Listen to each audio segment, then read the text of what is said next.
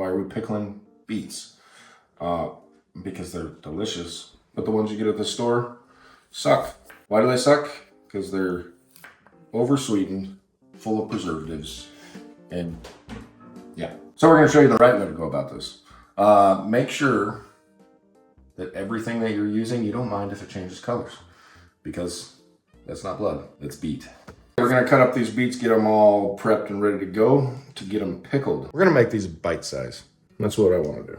So we're going to cut them into eighths there and drop them right in. We're going to get these a little bit softened so that they're actually good when they're pickled. Cutting them up this way will make it so that they don't have to boil near as long. And my hands will probably should have put some gloves on. Let's go get that, because it's gonna dye the carpet. We're gonna get this right over here on the stove. Get it up on high. Apple cider vinegar. Splash a little bit of this in here right now.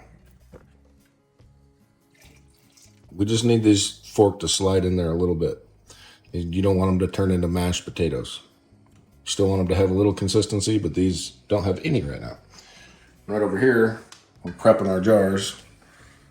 We're getting them nice and clean so that we can shelf stable these beets. Fork can go in. We just want them just a little bit softer. Let's put together the brine for our beets. So we got some red wine vinegar, and we're going to use this entire container, which should be just about 2 cups. 1 cup of some apple cider vinegar. Put this right into this pot. Then we need 2 cups of water. Keep that in there. For sweetness, we got to put in the sugar. That's 1 cup of sugar. 1 tablespoon of salt, and this is only to amplify the flavors. We're going to go in with about 15 allspice berries and about 15 cloves, 3 cinnamon sticks. Now we're going to get this over on the stove and get it boiling. And it'll be ready as soon as that salt and sugar dissolve. So let's check our beets one more time here. And those are just about perfect. Yep, okay. Get them drained off.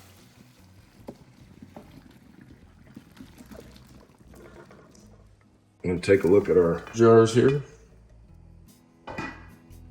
Jars are good to be pulled as soon as we're ready.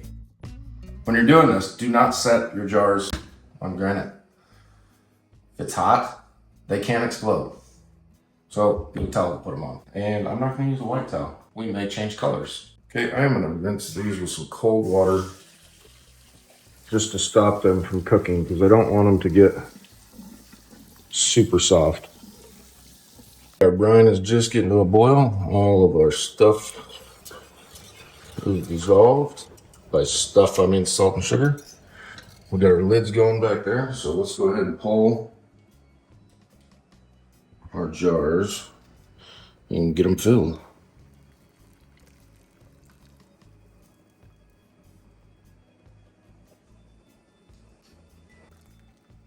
While we're getting these filled, we'll go ahead and throw that lid on there and put on rubber gloves because I don't want to dye my hands.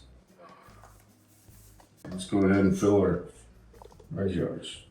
And again, you don't want to get anything on the edges. You can wipe them off with a paper towel if you do though.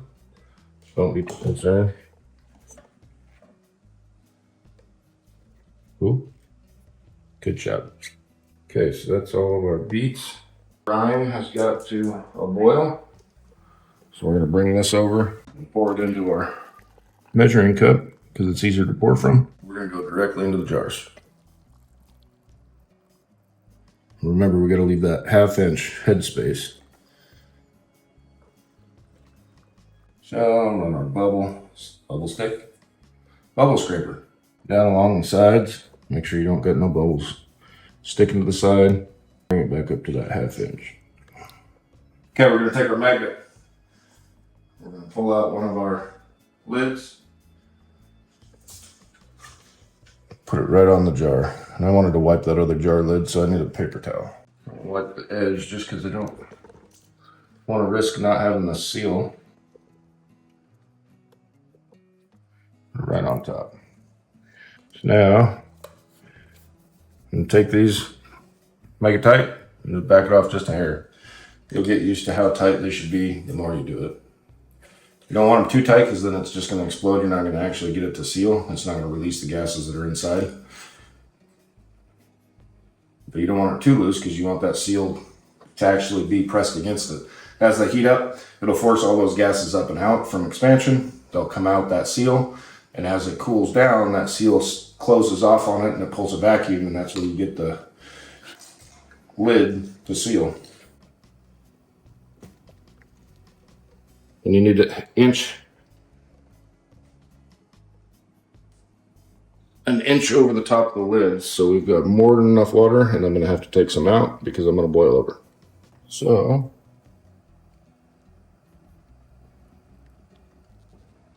just gonna take some extra water out of there.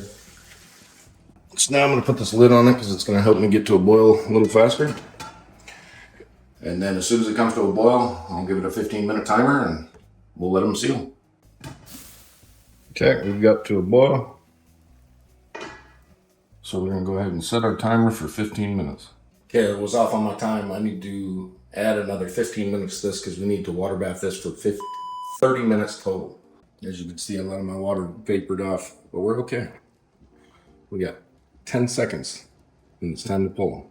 You gotta have your jar grabber. Go ahead and pull, and the same thing as our other canning. Get that liquid off. Oh.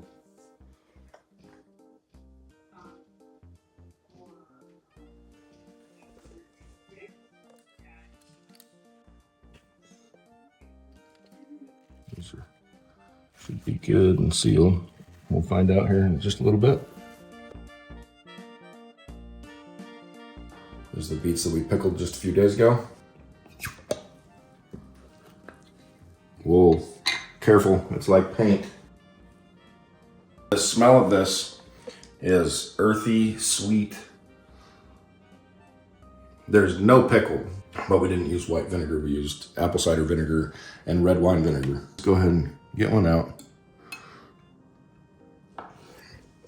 And let's give this a try.